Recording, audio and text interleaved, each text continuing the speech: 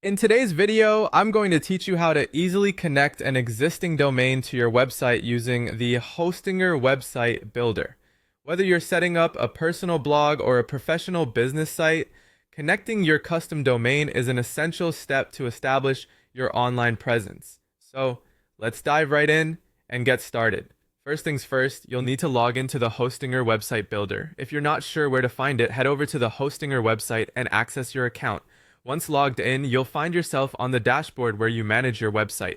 It's designed to be user-friendly, so locating and configuring your settings should be a breeze. Next, let's navigate to the settings. On the left side of your dashboard, you'll see a menu.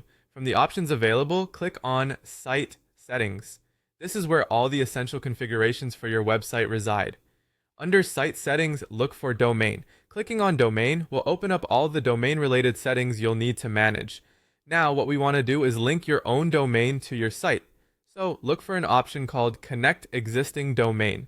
Choosing this option tells Hostinger that you'd like to link your pre-purchased domain with the website you've built using their tools. It's a helpful feature for those who have already acquired a domain name but are looking to connect it to the website they're creating with Hostinger. Once you've selected Connect Existing Domain, you'll be prompted to enter your domain name. This is where you'll type in the exact web address that you want your visitors to use to access your site. After entering your domain, there's usually a verification process to ensure the domain is indeed yours.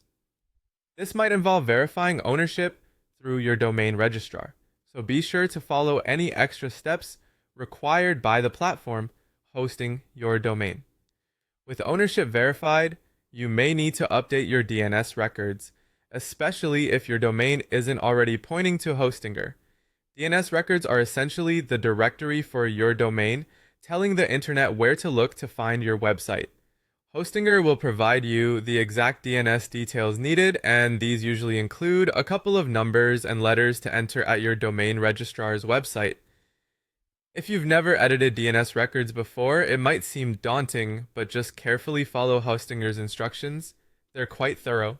After everything is set up with your domain name and DNS, the last thing to do is save your settings. Once saved, you should publish your website.